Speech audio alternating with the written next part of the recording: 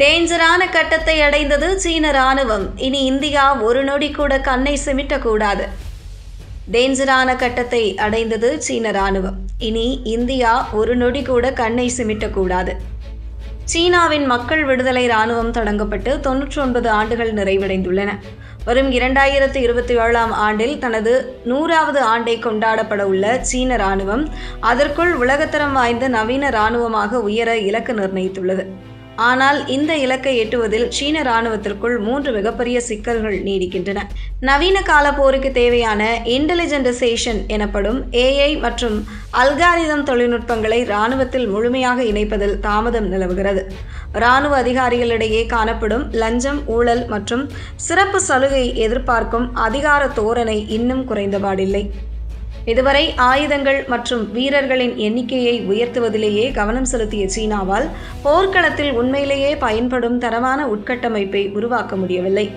அதோடு அமெரிக்கா மற்றும் மேற்கு உலக நாடுகள் சீனா மீது விதித்து வரும் தொழில்நுட்ப தடைகளும் சீன பாதுகாப்பு நிறுவனங்கள் மீது விதிக்கப்பட்டுள்ள கட்டுப்பாடுகளும் சீனாவிற்கு கூடுதல் நெருக்கடியை கொடுத்துள்ளன. 2027ஆம் ஆண்டு என்பது தைவான் மீது சீனா போர் தொடுக்கும் அபாயம் உள்ளது. 2049க்குள் அமெரிக்காவுக்கு நிகரான உலகத்தரம் வாய்ந்த வல்லரசு இராணுவமாக மாறுவது என்ற 2 பெரிய இலக்கை சீனா வைத்துள்ளது. இதற்கான பணிகளை சீனா செய்து வருகிறது. இதை கண் சிமிட்டாமல் உற்று நோக்க வேண்டிய, கவனமாக பார்க்க வேண்டிய கட்டாயத்தில் இந்தியா உள்ளது. ஏனென்றால் தைவான் மீது சீனா போர் தொடுத்தால், அதில் வென்றால் ஆசியாவில் சீனா மிகப்பெரிய பவராக உருவெடுக்கும். அது இந்தியாவிற்கு சிக்கலாகும். முக்கியமாக சீனாவின் மக்கள் விடுதலை இராணுவம் தொடங்கப்பட்டு 99 ஆண்டுகள் நிறைவடைந்துள்ளன. வரும் 2027ஆம் ஆண்டில் தனது 100வது ஆண்டை கொண்டாட உள்ள சீன ராணுவம் அதற்குள் உலகத்தரம் வாய்ந்த நவீன இராணுவமாக உயர இலக்கு நிர்ணயித்துள்ளது. கடந்த சில வருடங்களாக சீனா அடைந்து வரும் பொருளாதார மற்றும் இராணுவ வளர்ச்சி உலக அரங்கில் அதை ஒரு வல்லரசாக மாற்றி வருகிறது. ஆனால் ஒரு பக்கத்து நாடாக சீனா அடையும் இந்த அதிவேக வளர்ச்சி இந்தியாவின் பாதுகாப்பு, பொருளாதாரம் மற்றும் செல்வாக்கிற்கு மிகப்பெரிய அச்சுறுத்தலாகவும் சவாலாகவும் உருவெடுத்துள்ளது. இந்தியாவுக்கும் சீனாவிற்கும் இடையே சுமார் 3488 கிலோமீட்டர் நீளமுள்ள எல்லைப் பகுதி தெளிவற்ற நிலையில் உள்ளது. 2020இல் நடந்த கல்வான் பள்ளத்தாக்கு மோதலுக்கு பிறகு எல்லையில் பதற்றம் உச்சத்தை தொட்டுள்ளது. சீனா தனது இராணுவத்தை அதிநவீனப்படுத்தி வருகிறது. அருணாச்சல பிரதேசம் மற்றும் லடாக் எல்லை பகுதிகளில் சீனா தொடர்ந்து புதிய கிராமங்களையும் இராணுவ தளங்களையும் உருவாக்கி வருகிறது. சீனாவின் இராணுவ பலம் அதிகரிக்கும் போது இந்திய எல்லையில் எப்போதும் ஒரு போர் சூழல் அல்லது பதற்றம் நீடித்து கொண்டே இருக்கும். தெற்காசியாவில் இந்தியாவின் பாரம்பரிய செல்வாக்கை குறைக்க சீனா தீவிரமாக செயல்பட்டு வருகிறது.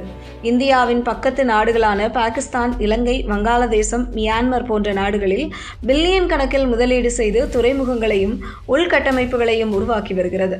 பாகிஸ்தான் ஆக்கிரமித்த காஷ்மீர் வழியாக செல்லும் CPEC திட்டம் மற்றும் கவாடர் துறைமுகம் இந்தியாவிற்கு நேரடி அச்சுறுத்தல் ஏற்படுத்தக்கூடிய ஒன்று. இலங்கையின் அம்பாந்தோண்டை துறைமுகம் இந்தியாவின் தெற்கு கடற்பகுதியை மிக அருகிலிருந்து கண்காணிக்க சீனாவிற்கு இது உதவுகிறது. இவ்வாறு இந்திய பெருங்கடலில் இந்தியாவை அனைத்து பக்கங்களிலிருந்தும் சூழ்ந்து கொள்ளும் சீனாவின் ஸ்ட்ரிங் ஆஃப் பேரல்ஸ் உத்தி இந்தியாவின் கடல்சார் பாதுகாப்பை பலவீனப்படுத்துகிறது. இந்திய சந்தையில் சீன பொருட்களின் ஆதிக்கம் மிக அதிகம். மின்னணு சாதனங்கள், மருந்து மூலப்பொருட்கள், தொலைத்தொடர்பு சாதனங்கள் என பல முக்கியமான துறைகளுக்கு இந்தியா சீனாவையே பெருமளவில் நம்பியுள்ளது. இந்த அதிகப்படியான இறக்குமதி காரணமாக இந்தியா சீனாவிற்கிடையே மிகப்பெரிய வர்த்தக பற்றாக்குறை நிலவுகிறது. சீனா தனது பொருளாதார பலத்தை பயன்படுத்தி இந்திய உள்கட்டமைப்பு மற்றும் தொழில் வளர்ச்சியை மறைமுகமாக கட்டுப்படுத்த முயற்சிப்பது இந்தியாவிற்கு பொருளாதார ரீதியாக பெரிய பாதிப்பாகும். ஐக்கிய நாடுகள் சபையின் பாதுகாப்பு கவுன்சிலில் இந்தியா நிரந்தர உறுப்பினராக மாறுவதை சீனா தொடர்ந்து தடுத்து வருகிறது. மேலும் அணுசக்தி விநியோக குழுவில் இந்தியா இணைவதையும் பயங்கரவாத அமைப்புகள் மீது சர்வதேச தடை விதிப்பதையும் சீனா தனது வீட்டோ அதிகாரத்தை பயன்படுத்தி தாமதப்படுத்தி வருகிறது. சீனாவின் இந்த வளர்ச்சி வெறும் எல்லை பிரச்சினை மட்டுமல்ல, அது இந்தியாவின் எதிர்கால உலக வல்லரசு கனவிற்கும் இறையாண்மைக்கும் விடுக்கப்பட்ட நேரடி சவாலாகும்.